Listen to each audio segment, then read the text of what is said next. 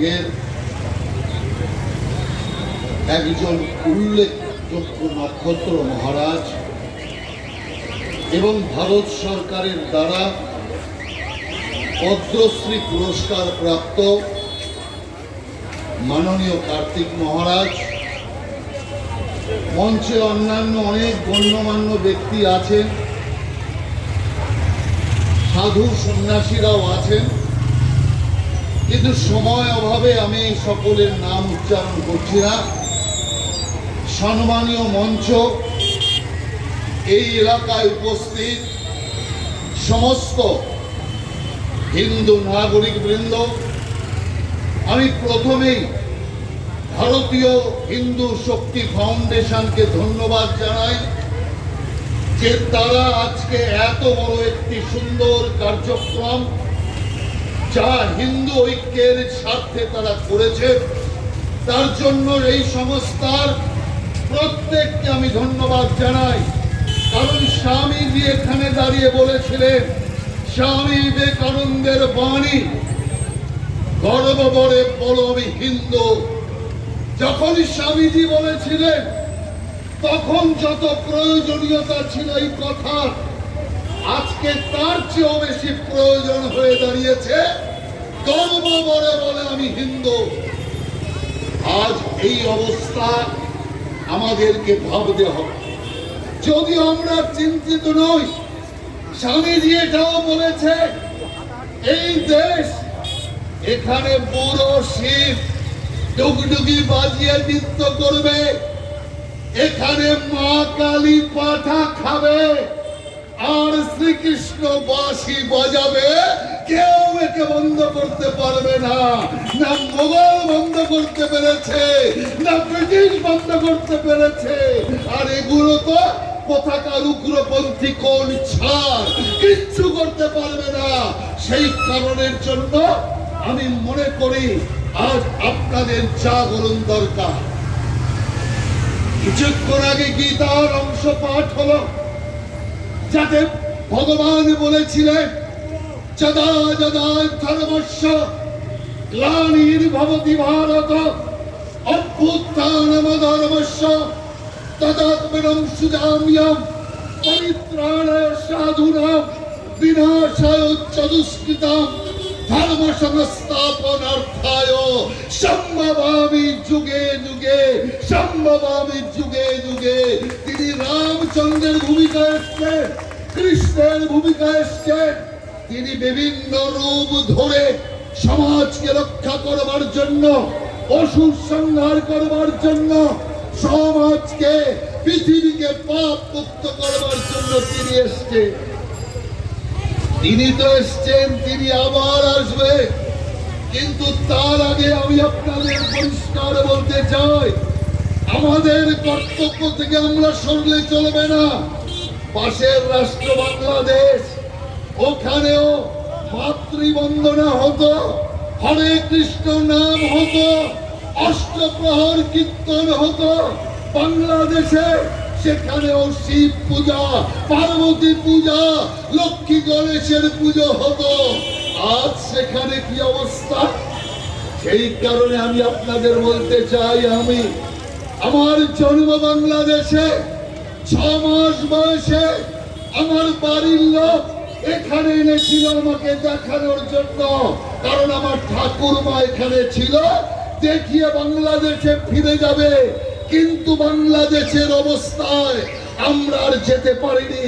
আর আমাদের পরে আজকেও বাংলাদেশ থেকে ছিন্নমূল উদ্বাস্তু হয়ে তারা এখানে আসছে, কেউ তাদের দেখার নেই। তাই আমি আপনাদেরকে বলতে চাই, কালকে পশ্চিমবঙ্গ দিবস গেল। কিসের জন্য পশ্চিমবঙ্গ দিবস? এই দেশ ভাগ হয়েছিল ধর্মের ভিত্তিতে। জিন্না বলেছিল মুসলমানদের দেশ চাই, আর শ্যামাপ্রসাদ বলেছিল দেশ ভাগ মানব না। গান্ধীজি বলেছিলেন ভারত ভাগ হবে না। যদি ভারত ভাগ হয় আমার দেহ দুটুকরো হয়ে যাবে। ভারত ভাগ হয়েছে, গান্ধীজির শরীর দুটুকরো তো দূরের কথা, একটা আঁচড় পর্যন্ত লাগেনি।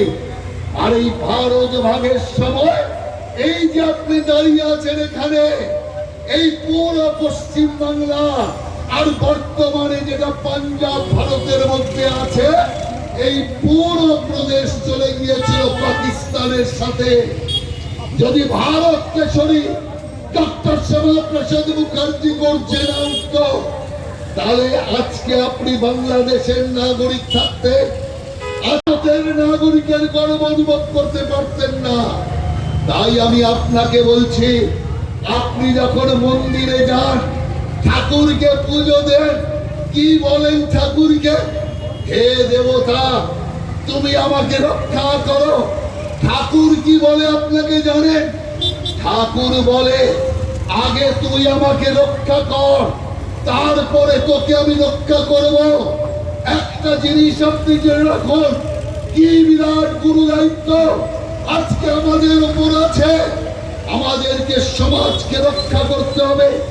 আমরা যদি থাকি, তাহলে দেবতা থাকবে, মন্দিরে কাসর ঘন্টা বাজবে, উলুধ্বনি চলবে, মন্দিরে পতাকা উড়বে, সেখানে শাঁখ বাজবে। কিন্তু আমরাই যদি না থাকি, মন্দির থাকবে না, দেবতা থাকবে না, বিগ্রহ থাকবে না। সেই কারণে আমি আপনাদেরকে পরিষ্কার বলতে চাই, আজ ধর্মকে শুধু বাঁচানো নয়, দেব দেবীকে রক্ষার কাজ, মন্দির রক্ষার কাজ আমাদেরকেই করতে হবে।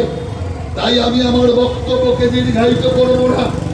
আমি আপনাদের শুধু এটাই বলতে চাই, আপনি জানবেন আমরা যে কাজ করছি, ধর্ম, ধর্ম মানে সত্য, সত্য থেকে পেছনে হাঁটলে চলবে না।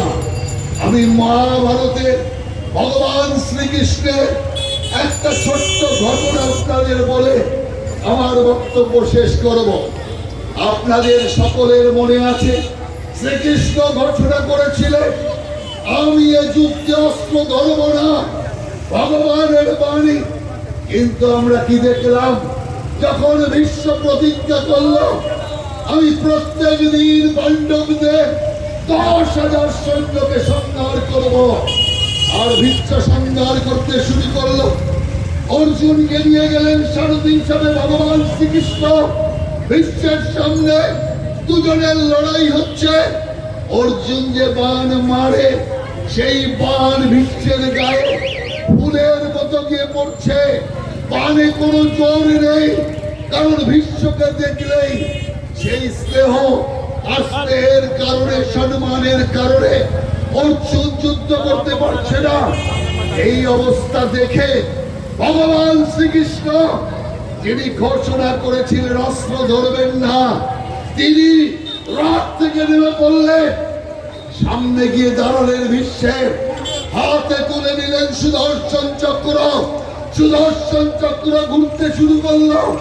রথ থেকে বিশ্ব হাঁটু গেড়ে মাটিতে প্রণাম করে শ্রীকৃষ্ণকে বলছে, হে শ্রীকৃষ্ণ, তোমার সুদর্শন চক্র দিয়ে আমায় বধ করো। আমি বিশ্বের সবচেয়ে বড় যোদ্ধা, আমাকে আটকাতে তুমি তোমার কথার খেলাপ পর্যন্ত করেছো। সুদর্শন চক্র চলো, তোমার হাতে মৃত্যু হলে এর চেয়ে বড় আনন্দ, এর চেয়ে বড় শান্তি বৈকুণ্ঠে যাওয়ার রাস্তা তৈরি হবে না। অর্জুন রথ থেকে গিয়ে শ্রীকৃষ্ণের ভাতে পায়ে ধরতে শুরু করলে, কি করছেন ভগবান আপনি? আপনি না কথা দিয়েছেন, আপনি না প্রতিজ্ঞাবদ্ধ, তাহলে আপনি কি করে অস্ত্র ধরছেন? কি করে আপনি হত্যা করবেন? এই শ্রীকৃষ্ণের কথাটি আপনি মনে রাখুন। ভগবান কি বলেছিল? ওই যুদ্ধক্ষেত্রে দাঁড়িয়ে অর্জুনকে বলেছিল, গীতার মাধ্যমে অর্জুনকে বলেছিল, হে অর্জুন, আগামী প্রজন্ম আমাকে মিথ্যাবাদী বলবে, আগামী প্রজন্ম বলবে ভগবান ঠক, ভগবান প্রতারক, ভগবান কথার খেলাপি। আমি সব অপবাদ মেনে নিতে রাজি আছি। আমি ঠক হতে প্রস্তুত, প্রতারক হতে প্রস্তুত, কিন্তু আমার চোখের সামনে ধর্ম পরাস্ত হবে, অধর্মের পতাকা উড়িবে, আমি হতে দিতে পারি না, আমি হতে দিতে পারি না।